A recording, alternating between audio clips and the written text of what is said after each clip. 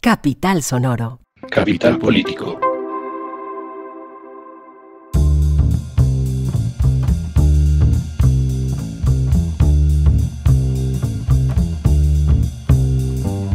Capital Político es un podcast que semana tras semana, 2 veces a la semana, se ocupa de las noticias más importantes de Colombia, Bogotá y el mundo. Yo soy Santiago Rivas y tenemos un temario que está bastante nutrido, cosas muy interesantes para hablar. Primero vamos a hacer un repaso por la incansable agenda noticiosa colombiana que...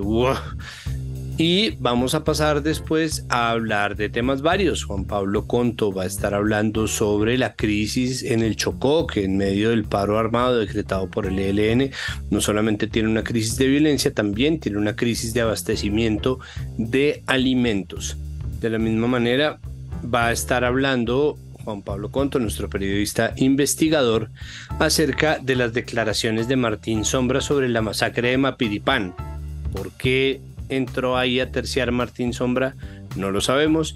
¿Qué carajos es lo que tiene que decir? ¿Qué aporta? ¿Qué de lo que está diciendo es verdad? Bueno, vamos entonces a preguntar. Y vamos a cerrar hablando sobre el fallo positivo que recibió Colombia en la Corte Internacional de La Haya en medio del pleito por el diferendo existente con Nicaragua. Se cierra finalmente este pleito y queremos saber entonces qué es lo que viene, pero también queremos saber qué cambió, que veníamos con tan malas noticias y de repente nos cae encima así de sorpresa una noticia positiva. Entonces empecemos.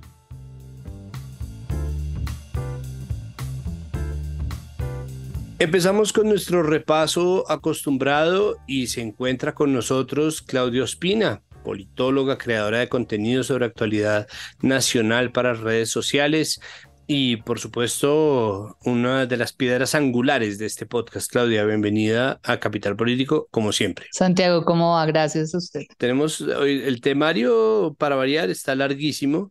Vamos a empezar hablando de nepotismo, porque en la semana, desde el fin de semana pasado, empezó siendo noticia que Sjoerd van Grotest, la pareja sentimental de la ministra Irene Vélez, que cometió o no cometió un error de digitación en su declaración de conflictos de interés. Bueno, el caso es que tiene un contrato, no es un contrato realmente de gran cuantía, pero es un contrato con una entidad estatal y ahí empezaron a sacar los contratos al sol.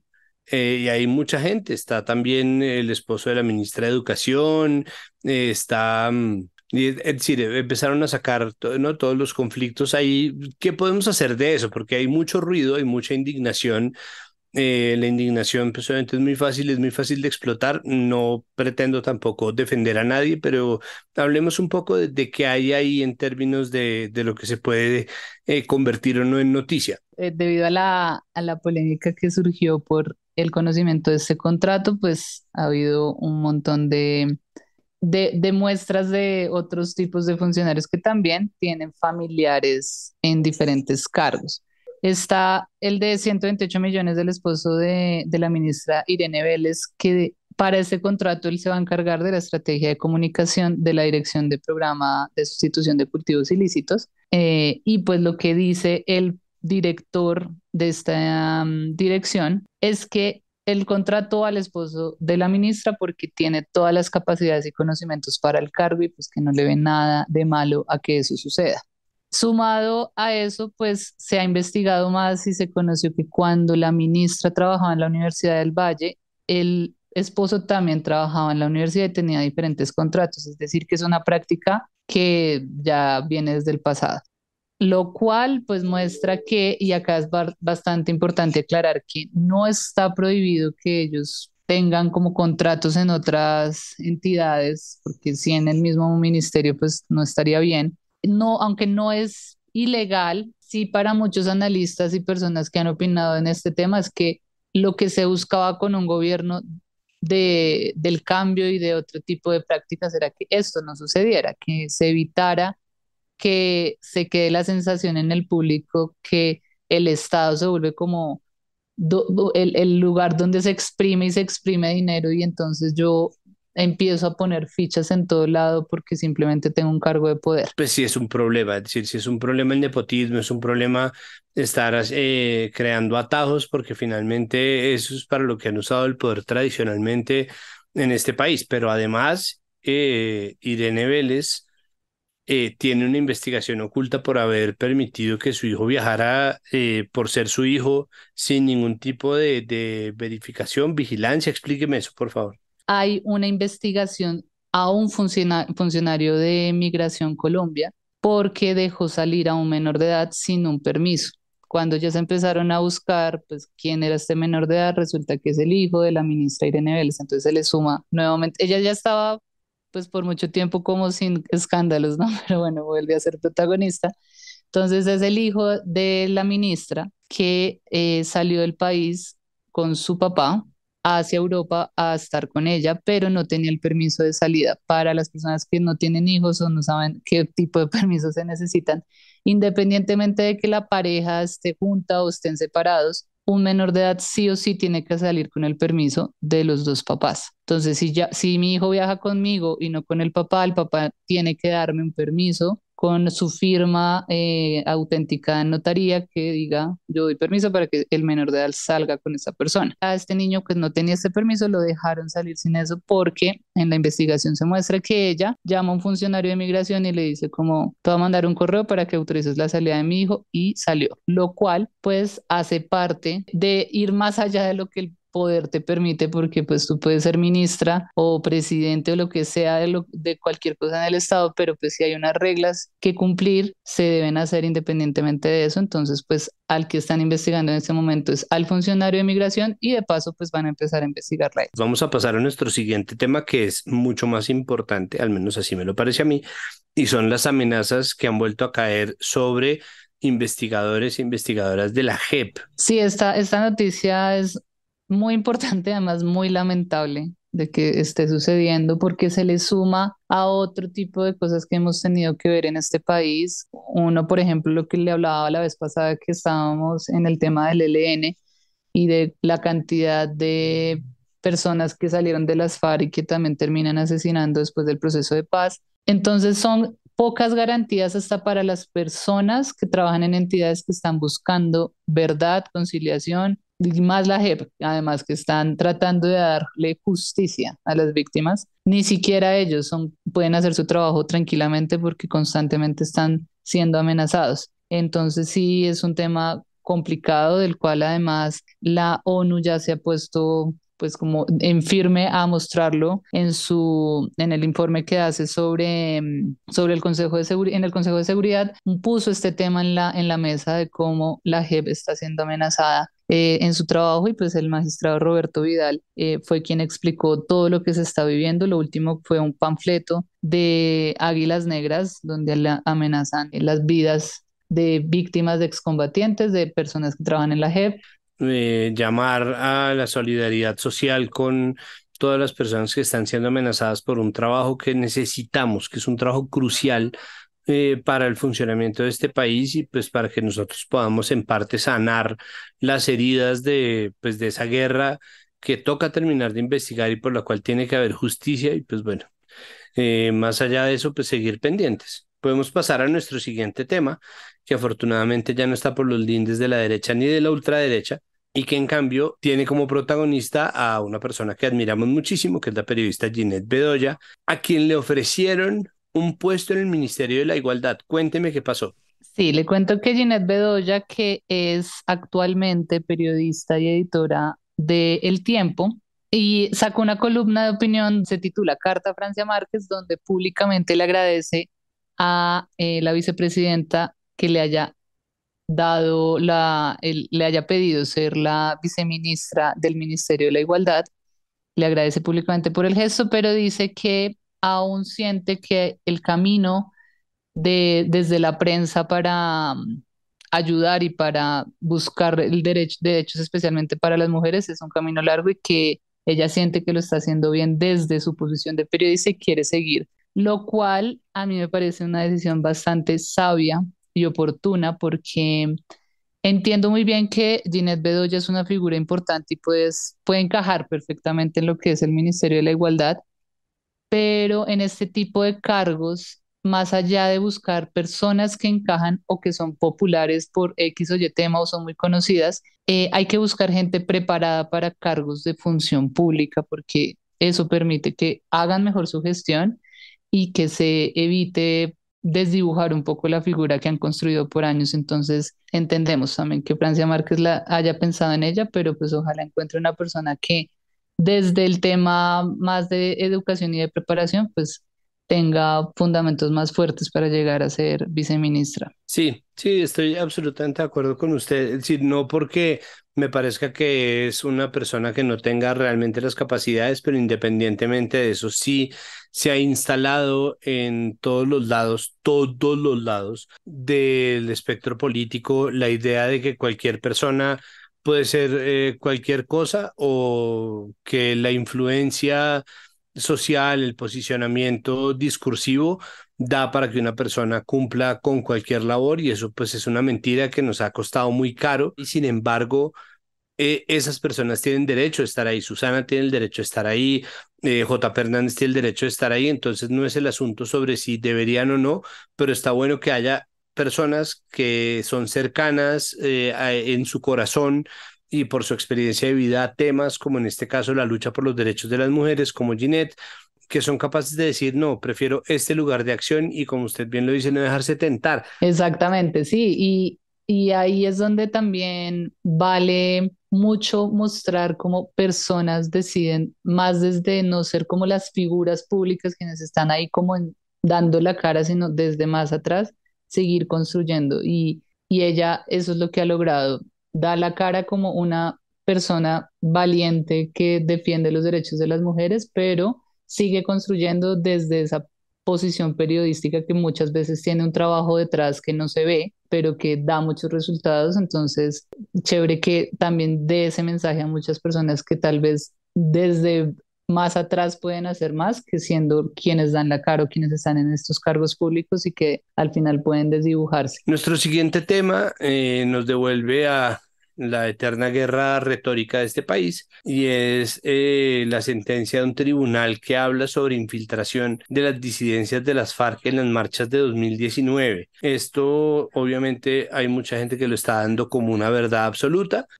sobre la base de que se trata de un tribunal y normalmente los fallos de los tribunales pues tienen una repercusión nacional y la verdad jurídica en Colombia es muy importante, en general es muy importante, pero en Colombia pesa un montón, pero pues ya se está pensando en apelar, existen señales de alerta por parte de colectivos y ONGs que están monitoreando constantemente la protesta y los abusos policiales. Entonces, pues hablemos un poco de eso, porque resulta que dicen, entonces, si uno lee las noticias, dependiendo del medio que lea, va a ver que de repente aparece que, ¿cómo es que titula el colombiano? Esperen un momentito.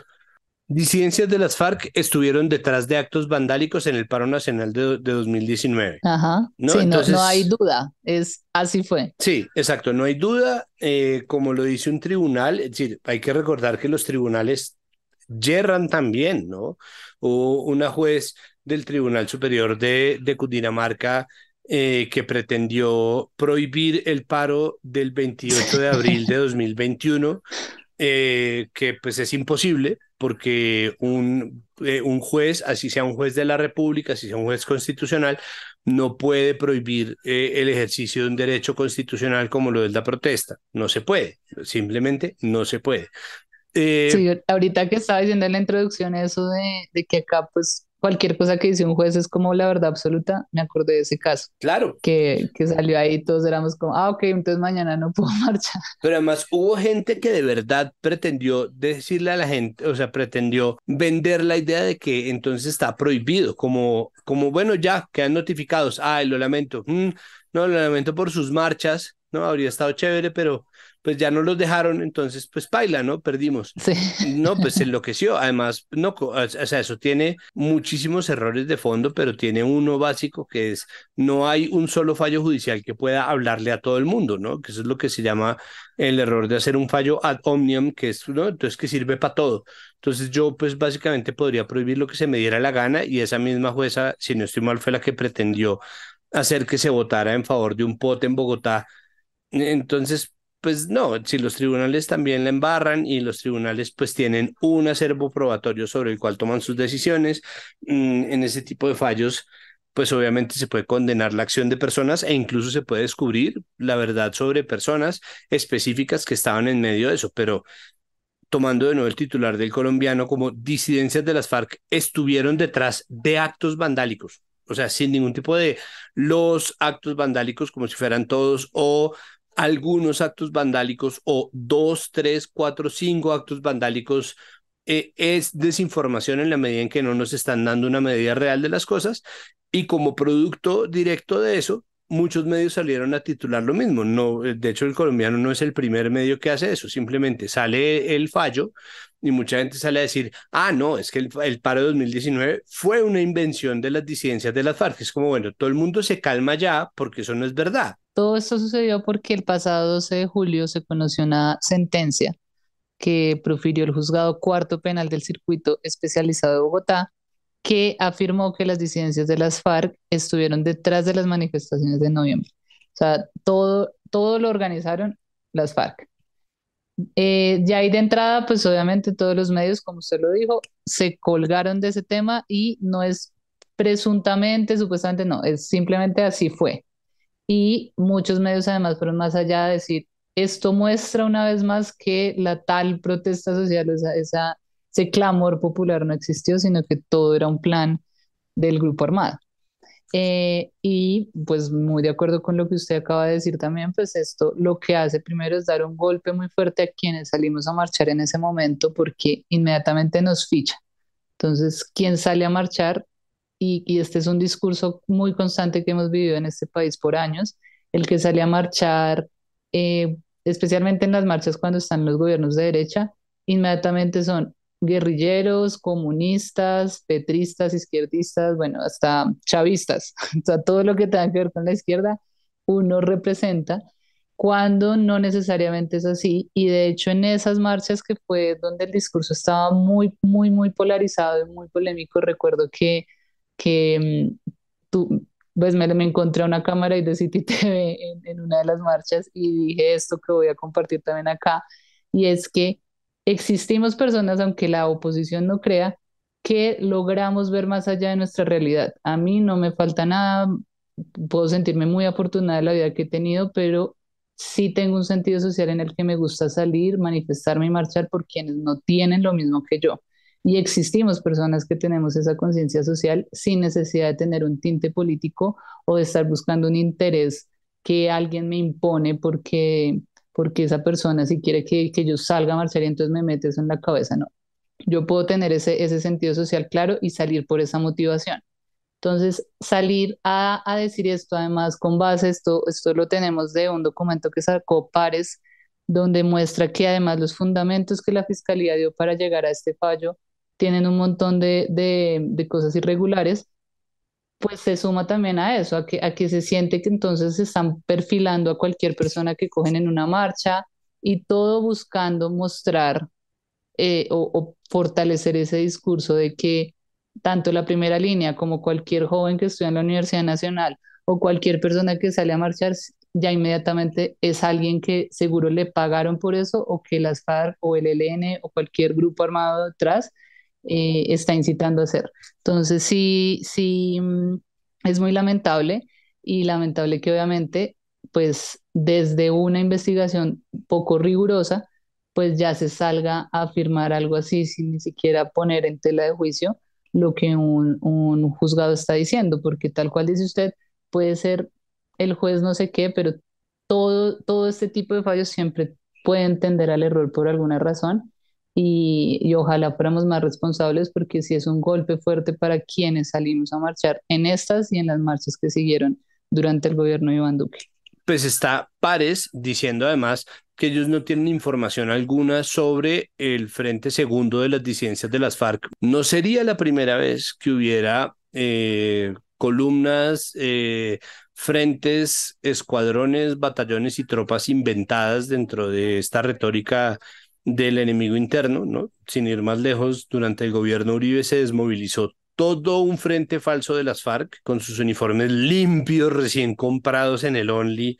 Entonces, pues hay que tomarlo con pinzas, pero sobre todo, incluso de verdad, sin descartar que esto sea verdad, porque la infiltración pues tampoco es mentira, es decir, se sabe de la presencia de agentes de grupos subversivos desde hace mucho tiempo, en muchas circunstancias, nunca en las cantidades en las que se dice desde el Congreso o se dice desde los partidos políticos, porque no son tantos individuos ni se necesitan tantos individuos, pero al mismo tiempo el conteo de personas que pertenecen a las disidencias de las FARC versus las personas que pertenecían a las ya extintas FARC, que no existen, pues es mucho menor. Entonces, no sé, me parece que esta es una desinformación seria, con base en prejuicios viejos, que está activando una serie de programas que ya estaban listos simplemente para saltar, por parte de, pues, de los mismos de siempre, porque finalmente lo único que hace esto es partir otra vez la opinión en dos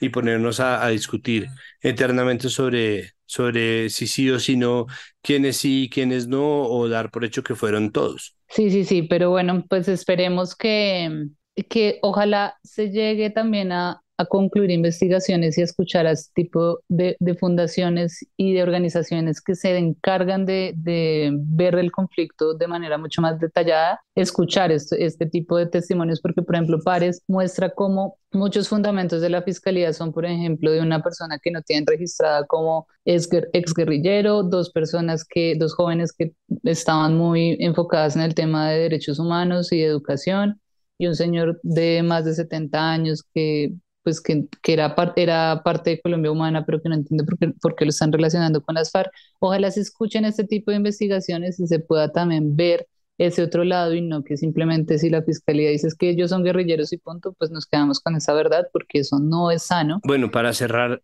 Claudio, usted me tiene información sobre elecciones regionales, locales, departamentales. Las noticias que tenemos de esta semana, hay dos. Una frente a la gobernación de Cundinamarca y otro frente a la alcaldía de Bogotá.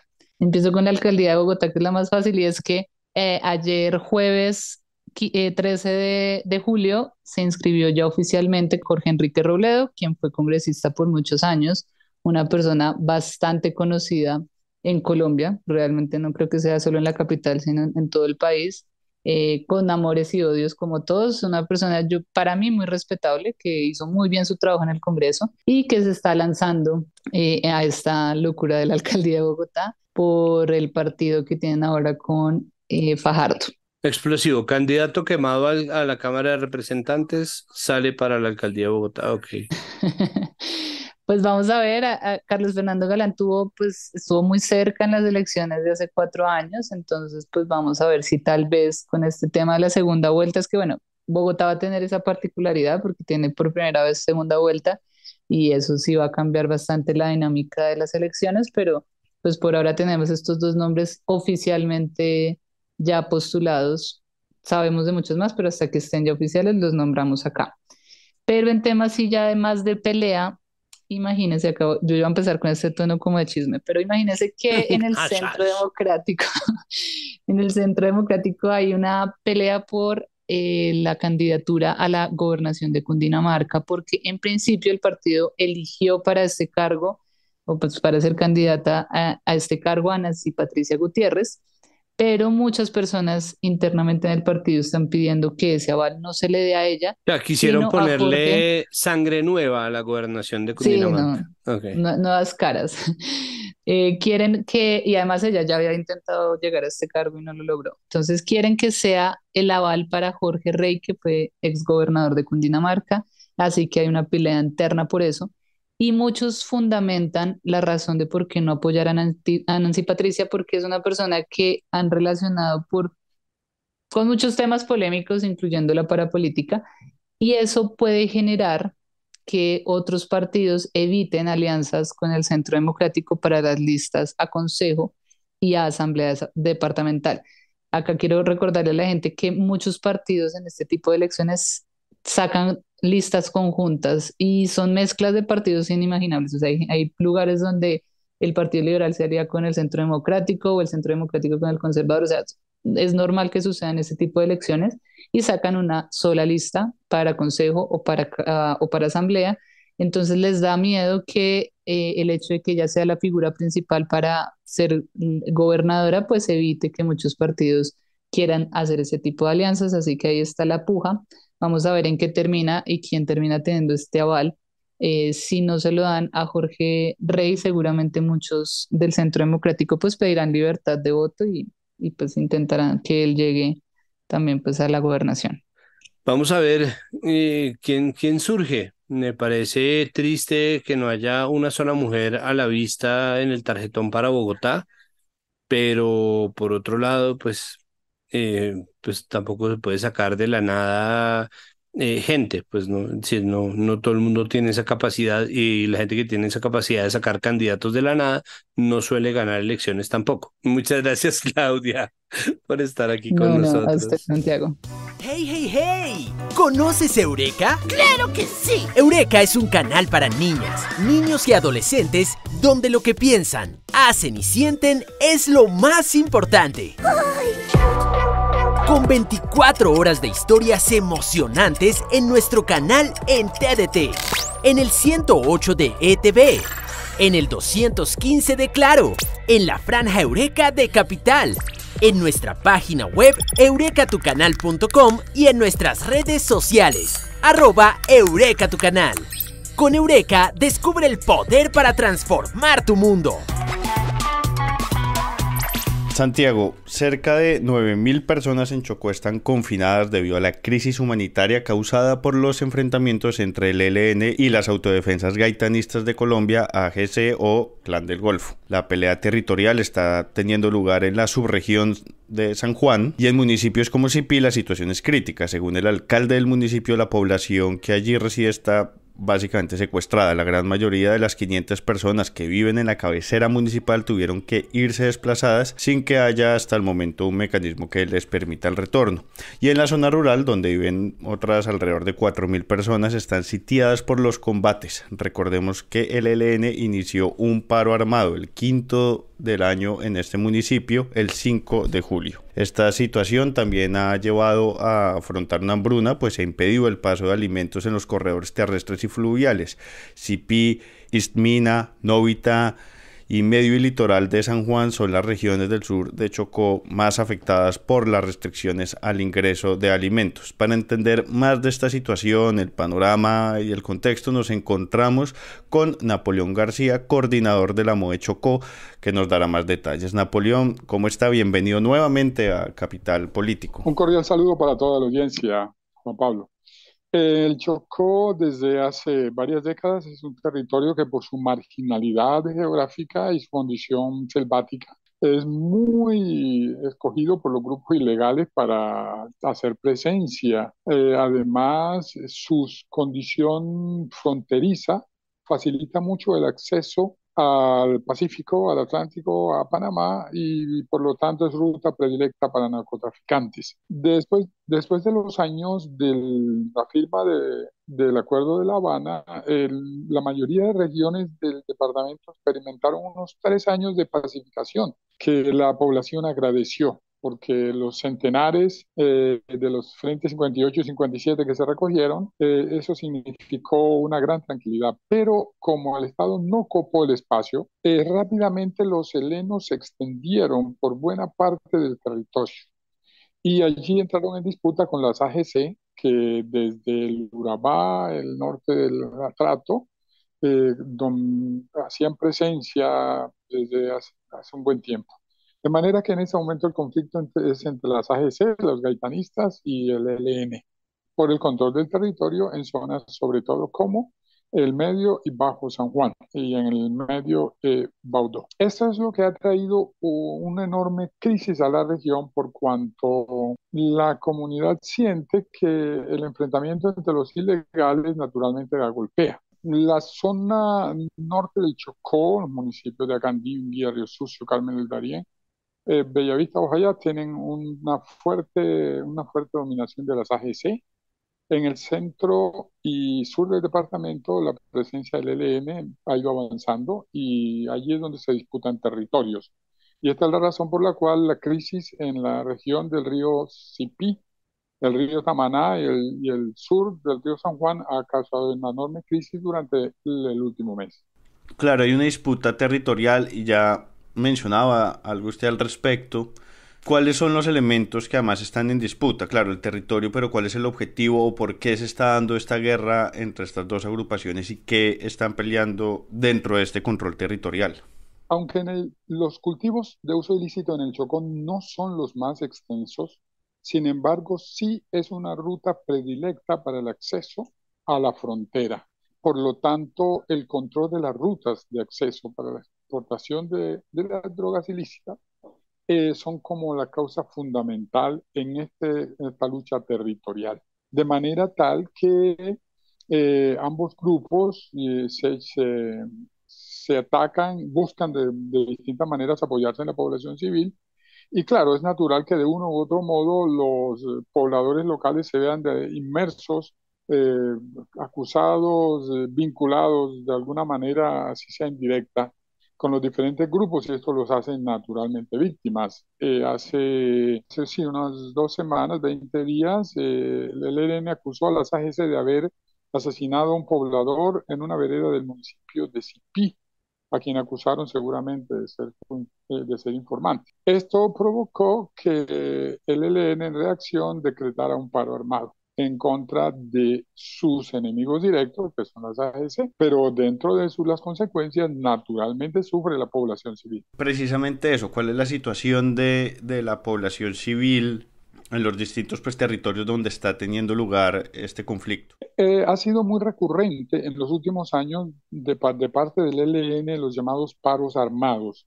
Cuando ellos decretan estos paros armados, determinan que no se mueva nada ni por ninguno de los ríos ni las carreteras de la región, so pena de ser objetivo militar. Y de esta manera el temor se apodera de los pobladores y aunque en ocasiones se puedan organizar caravanas protegidas por la fuerza pública, sobre todo por las carreteras, sin embargo, pues los transportadores no las utilizan porque saben que terminada la caravana ellos quedarán como objetivo. De manera que esto ha bloqueado el acceso de alimentos, de suministros, de gasolina para las comunidades que además salen a vender sus productos a la cabecera municipal. Esto afecta notablemente a dos municipios, el municipio de Novita y municipio de Sipí. Recordemos que el Chocó, por ser una topografía eminentemente selvática, las rutas son fluviales. Todas estas veredas pueden ir a las cabeceras municipales en botes de motor y es allí donde si se declara un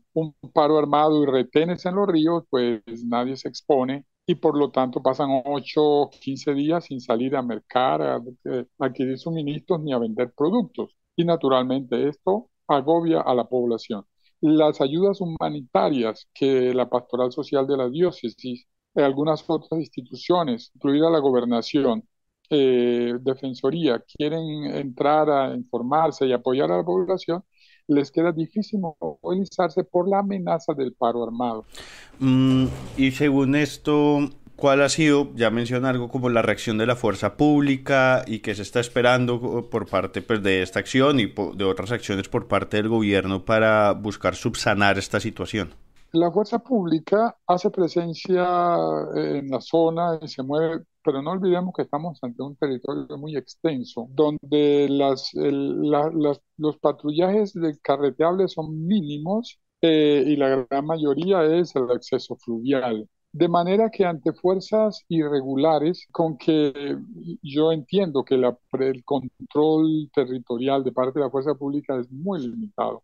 En las cabeceras municipales hay puestos de policía, pero naturalmente solo tienen cobertura del casco urbano de los dos pueblos grandes, en este caso Sipí y Novita. De modo que la población, al sentirse muy amenazada, ha estado desplazándose de manera en goteo que llega a la cabecera municipal de Novita y luego de allí a la cabecera de Ismina, que es donde algunas centenares de familias se han refugiado, están acogidos en algunos coliseos públicos y recibiendo ayuda de parte del municipio y de parte de instituciones del Estado. Pero esa es como la situación más delicada. ¿Y cuál es el llamado entonces que se hace desde la población civil y desde las organizaciones sociales al gobierno frente a esta situación? ¿Qué se espera que suceda?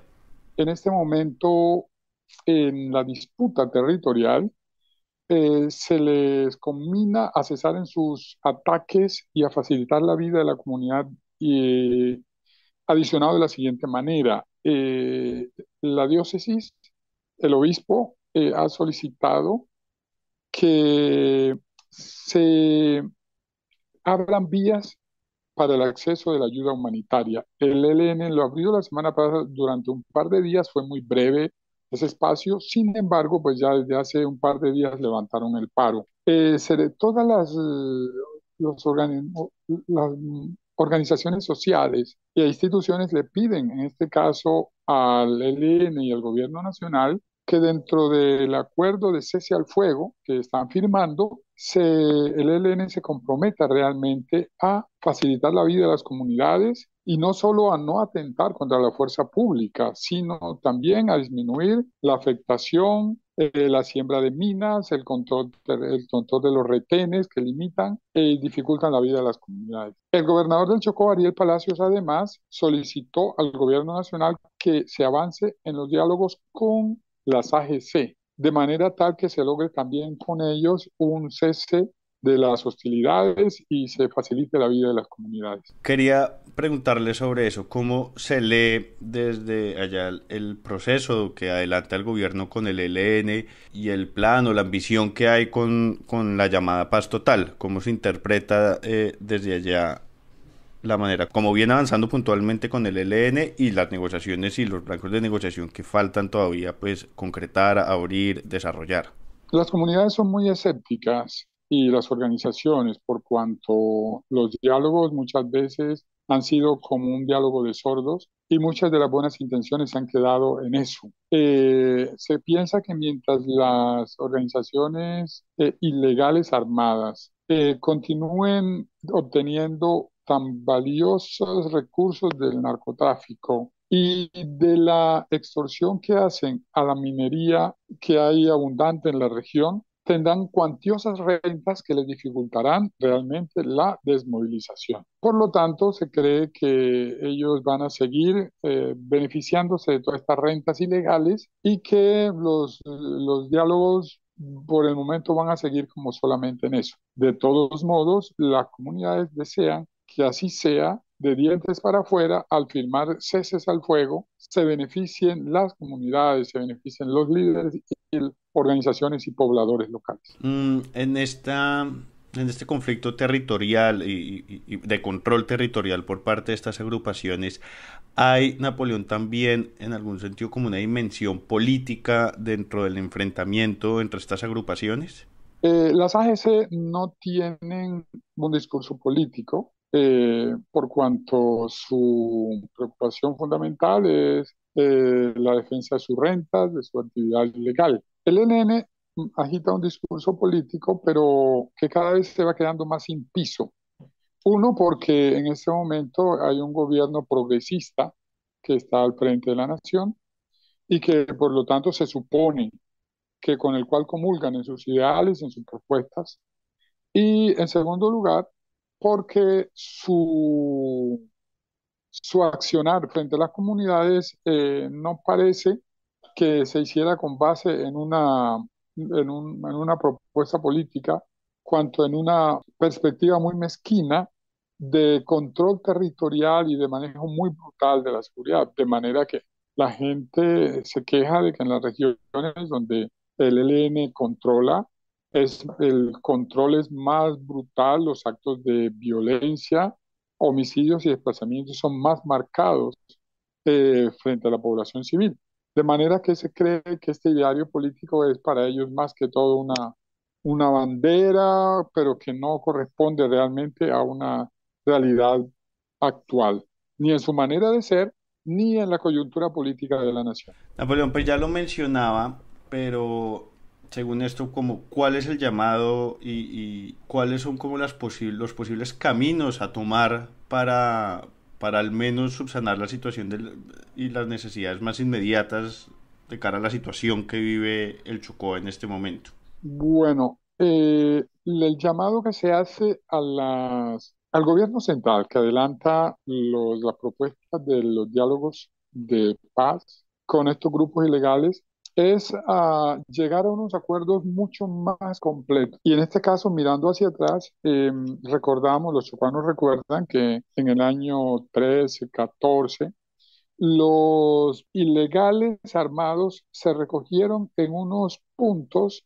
en el municipio, en Vitrí y en Carmen del Darién. En dos lugares del departamento se recogieron centenares de hombres armados, quienes estuvieron allí monitoreados por Naciones Unidas y otros organismos, y de manera tal que eso cesó la presencia de armados de la FARC en el territorio.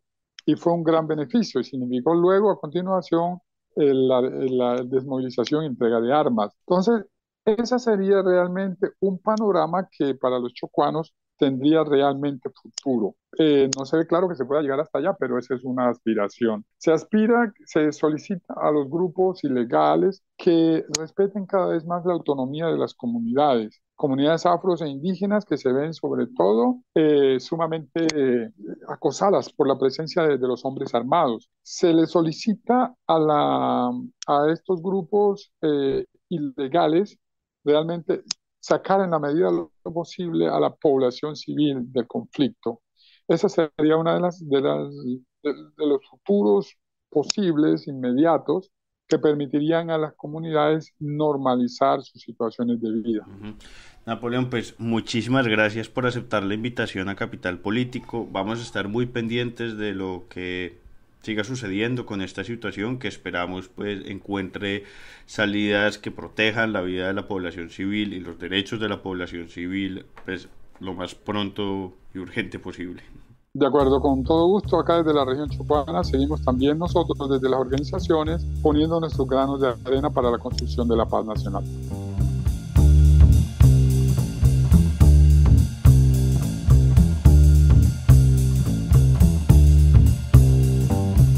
Santiago, este jueves, alias Martín Sombra, conocido también como el carcelero de las FARC, dijo durante una diligencia a la Jurisdicción Especial para la Paz, JEP, que la masacre de Mapiripán, municipio del departamento del Meta, que tuvo lugar en julio de 1997, fue cometida por un grupo de guerrilleros a su mando. Y además exculpó a uno de los principales señalados de coordinar el crimen, el general en retiro del ejército, Rito Alejo del Río. No hubo mucha información que diera peso a su afirmación, teniendo además en cuenta que las extensas investigaciones señalan que esta masacre fue una de las primeras que cometió el paramilitarismo bajo el nombre de Autodefensas Unidas de Colombia, AUC, con el comando de los hermanos Carlos y Vicente Castaño junto a otros jefes paramilitares como Salvatore Mancuso, quien aceptó y fue condenado por su participación en 2013. Incluso la Corte Interamericana de Derechos Humanos en 2005 condenó al Estado colombiano precisamente por la colaboración de agentes del Estado con las AUC. Vamos a conversar con José David Escobar, periodista judicial de El Espectador, para saber bien cuál es el meollo de este asunto. David, bienvenido a Capital Político, ¿cómo está? Hola Juan Pablo, muchas gracias por la invitación. David, primero quisiera que recordemos muy brevemente el contexto general y de lo que sucedió en Mapiripán. Juan Pablo, básicamente esto ocurrió en julio de 1997, en un contexto en el que, como lo mencionabas ahorita, del paramilitarismo y que, digamos, ya se venían presentando desde los años 80-90, pero esto ya bajo el rótulo de la SAUCE como un proyecto a nivel nacional, ¿no? De cohesión de varios bloques y frentes paramilitares. Esta masacre se perpetra a mitad de julio de ese año, digamos. Hay un número indeterminado de civiles asesinados y señalados como colaboradores de la guerrilla, como lo indican varios testimonios de los paramilitares que perpetraron esa masacre. Básicamente es esto, es la primera vez que vemos un nivel de coordinación de estos bloques paramilitares de las AUC, porque pues el mencionado expediente relata que el epicentro de la masacre es en el Urabá antioqueño, que digamos, como lo conocemos, esa es la cuna de las AUC. Viajan dos aviones militares desde Carepa, desde el aeropuerto de Carepa, hacen un cruce, bajan hasta Mapiripán, que es, digamos, geográficamente queda bastante distante de este municipio llanero, y ejecutan la masacre paramilitar, porque pues era un pueblo, un municipio como muchos tristemente que son señalados y que la historia del conflicto armado ha mencionado como que tener un estigma de ser colaboradores de la guerrilla, un estigma que también han sufrido otros pueblos también de ser colaboradores de paramilitares, en fin, que pues siempre son los campesinos, gente humilde la que termina asesinada en estos lamentables hechos, ¿no? Pues ahí, tanto usted como en la introducción se mencionan algunos aspectos, pero ¿qué es lo que ha logrado reconstruir las investigaciones en cuanto a la responsabilidad de estos hechos? Básicamente hay varias condenas. Hay una muy clave que tú la mencionabas, la de Mancuso, 13 de 2014 aproximadamente. Él desde Estados Unidos aceptó su responsabilidad, pero digamos, una de las más dicientes de que en efecto la cometieron los paramilitares fue la que tuvo Toniel también más o menos para esa época. En 2014 un juzgado en Villavicencio lo condena y en esa sentencia no se conoce mucho, pero la logramos rescatar aquí en el diario cuando lo capturan, y ahí se da detalles del rol fundamental que tuvo Otoniel. Otoniel junto a otros dos líderes dos hombres de confianza de la Casa Castaño, como te mencionaba, viajan a esta zona del país. Otoniel y Elkin Casarrubia, alias el cura, que dicho sea de paso actualmente es uno de los hombres fuertes del Clan del Golfo, llegan con lista en mano señalando quiénes son los supuestos colaboradores de las FARC. Este es apenas uno. También tenemos la declaración de Monoleche, también aceptando que esto fue ideado por los Castaño y que pues digamos a partir de la masacre de Mapiripán, y que esto también está documentado en varias investigaciones periodísticas de colegas como La Silla Vacía o Verdad Abierta. A partir de allí se genera todo un bloque, el bloque Centaurus, y todo un proyecto de despojo y de siembra masiva de palma que también lo tuvo el proyecto paramilitar en el Urabá. Hoy todavía Mapiripán, lo vemos, es un pueblo totalmente con hectáreas, miles de hectáreas de siembra de palma de aceite. Pero pues básicamente es eso. También tenemos, Juan Pablo, otra sentencia y digamos, otra confesión de otro hombre clave en este tema, que fue el capitán Vitoria, un ex miembro del ejército, que era mano derecha del fallecido zar esmeraldero Víctor Carranza. Este mismo hombre señala que él fue el coordinador de todo este tema, que recibió a los paramilitares que venían del Urabá para ejecutar la masacre. Incluso los expedientes judiciales y las declaraciones en Justicia y Paz de varios paramilitares señalan que una de las fincas del zar esmeraldero, quien falleció, digamos, sin ningún fallo condenatorio en su contra, pero con serias sospechas de que hubo nexos con este grupo paramilitar, pues una de sus fincas fue usada, la famosa finca del Brasil, fue usada para que los paramilitares que iban a ejecutar esta masacre, pues pernoctaran, descansaran y luego bajaran a Mapiripán. Aclarar que esta finca del Brasil, que era en Puerto Gaitán, que es un municipio ahí aledaño a Mapiripán. Y otra cosa muy clave, Juan Pablo, es ayer yo escribiendo la nota recordaba que hace 6 años yo estuve en ese municipio con las víctimas, digamos que se conmemoraban 20 años de la masacre, y pues quién más que las víctimas son las que relatan. Recuerdo mucho a la hija de una de las víctimas, doña Cristina. Ella era la hija de un famoso comerciante de Mapiripán, conocido como Catumare. Ella cuenta esa situación, que fueron los paramilitares, que se identificaron como paramilitares. También recuerdo yo en estos años que he seguido la pista al expediente, también he entrevistado un montón de veces al famoso juez de Mapiripán, Leonardo Novoa, Cortés Novoa, quien tuvo que exiliarse. Él fue quien narró durante esos 5 o 6 días la masacre, avisando a las autoridades que los paramilitares habían llegado y estaban asesinando y desapareciendo gente en el río Guaviare. Entonces, las declaraciones de Martín Sombra no tienen ni pies ni cabeza, es una teoría totalmente descabellada y que pues sí, no tiene ningún asidero. Repasemos rápidamente qué es lo que dice Martín Sombra y por qué estaría haciendo estas afirmaciones. Hecho, teniendo en cuenta además que no es la primera vez que nos encontramos en este tipo de situación con este personaje, pues. Sí, en realidad, pues la pregunta que me haces es qué motivaciones y demás, no sé qué puede estar pasando por la cabeza de Martín Sombra. Atrevería como a dar como un parte de eso, pero sí él cuenta que supuestamente para esa época hubo un grupo de sus hombres que la ejecutaron, pero pues es que el relato es tan superficial y tan pobre que pues pierde total valía.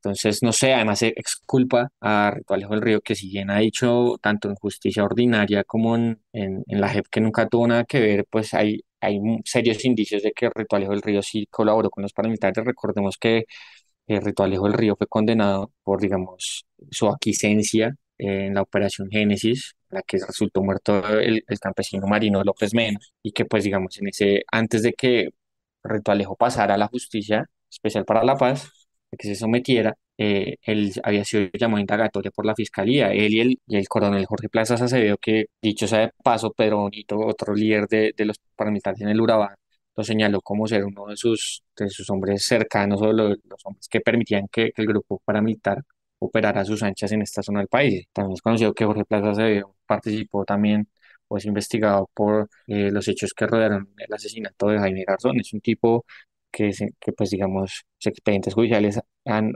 mencionado que ambos, Plaza Acevedo como Rito Alejo, que tuvieron nexos con el paramilitarismo. Y por último, David, ¿cuáles son como las consecuencias de estos relatos? ¿Pueden entorpecer como la búsqueda de la verdad o realmente, pues esto ya las investigaciones tienen muy claro hacia dónde van, pues? Sí, yo comparto más lo último que dijiste, digamos. Hemos podido también saber es que dentro de la JEP este tipo de señalamientos de infundados de Martín Sombra no hacen ella sí, los expedientes, la jurisprudencia ha dictado, porque son miles y miles de páginas que dan cuenta que aquí hubo un concierto para delinquir entre miembros de la fuerza pública y los paramilitares de la Casa Castaño. Pues David, muchísimas gracias por aceptar la invitación a Capital Político y estaremos conversando.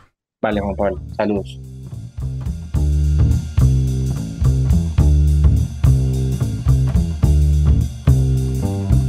Nosotros continuamos este episodio de Capital Político hablando, y esto es raro, de una buena noticia.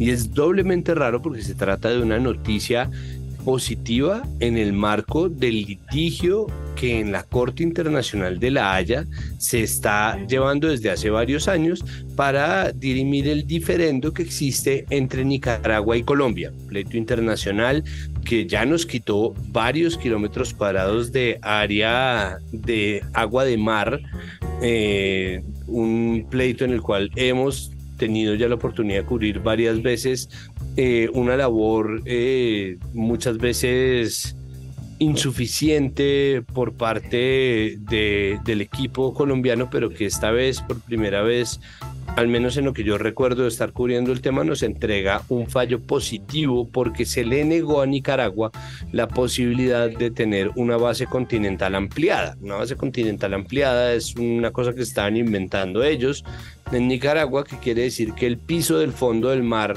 se extiende como una plataforma continental. Entonces básicamente el fondo del mar iba a ser de ellos y el agua que rodea San Andrés y San Andrés de Colombia.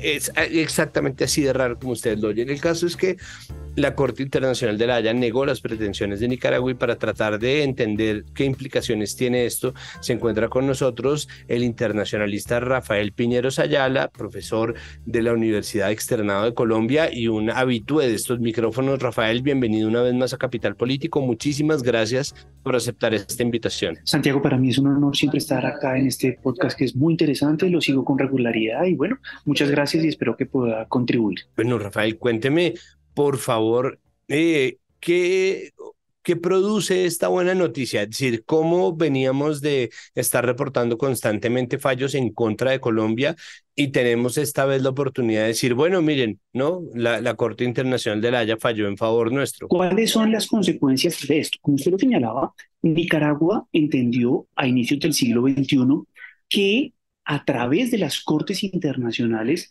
podía ganar lo que no era posible ganarle a un Estado que desde la perspectiva de Managua es grande, es influyente y tenía una gran porción de territorio en el Caribe, y era Colombia.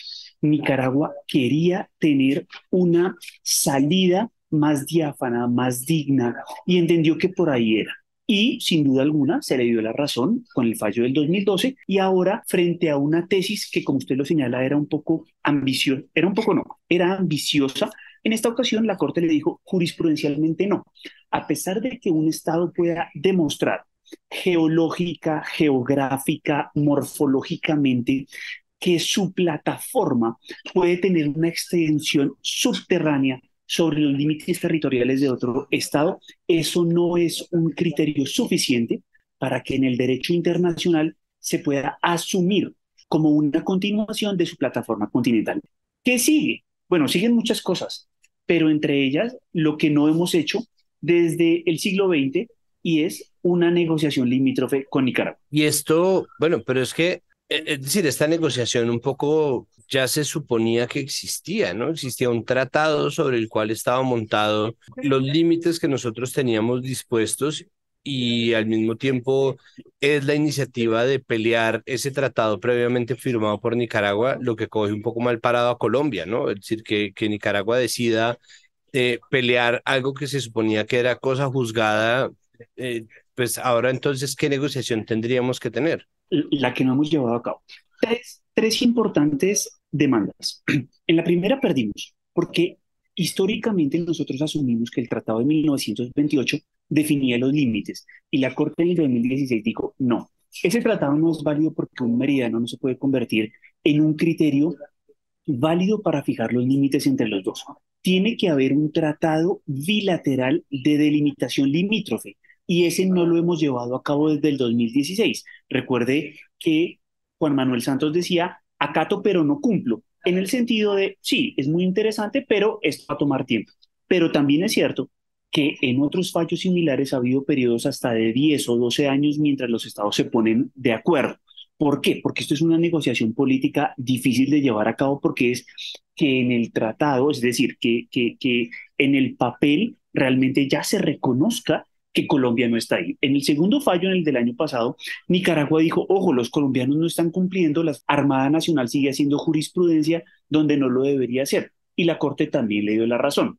Ahora acá, en el tercero, frente a la tesis innovadora nicaragüense, ojo porque nuestro subsuelo se extiende sobre San Andrés, la Corte le dijo no, pero no, primero en el tiempo, primero en el derecho. En ese sentido, hay que firmar un tratado limítrofe y eso no lo hemos hecho. ¿Por qué no lo hemos hecho? Por múltiples razones. Nicaragua se siente fuerte. ¿Por qué? Porque la Corte le dio la razón, porque sabe que tiene derechos económicos, puede tener derechos de exploración petrolífera o gasífera, porque en efecto la situación política en el país genera que un régimen político particular como el de Daniel Ortega, pues tenga una ascendencia importante y los gobiernos desde el 2016, es decir, saliendo Juan Manuel Santos, Iván Duque, no sentían confianza de sentarse a negociar. Pero también es cierto que esta administración en el año y un poco más que lleva no ha encontrado ni una persona idónea y recordemos los sucesos de hace poco menos de una semana, un poco más, en las cuales el embajador colombiano estaba en un meeting político. Entonces también hemos fallado en el timing, hemos fallado en la forma de aproximarnos y hay que reconocer también frente a litigios que se encontraban abiertos, pues tal vez no era estratégico iniciar una negociación. El tiempo de los litigios se terminó. Había tres procesos, esos tres procesos ya fallaron, ya se cerraron y sería un buen elemento para empezar la negociación. Managua desconfía de Bogotá. Creo que históricamente entre los dos países, entre Nicaragua y Colombia, se ha generado un entorno de profunda desconfianza que no permite validar una negociación para la delimitación limítrofe entre los dos estados. Nosotros históricamente asumimos que ese tratado de 1928 fijaba los límites y a partir del 2016 fue que entendimos que eso no era cierto. La Corte desestimó los alegatos de Colombia y le dio la razón a Nicaragua. Y tal vez no hemos encontrado ni el momento idóneo ni las circunstancias propicias para fijar esos límites territoriales. Hemos intentado con distintos tipos de embajadores, ha habido unos expertos en el tema, otros con un tinte político mucho más crítico, y ahora, bueno, no sabemos lo que pueda pasar porque hemos cometido errores desde mi perspectiva estratégicos. ¿Cuáles son esos errores?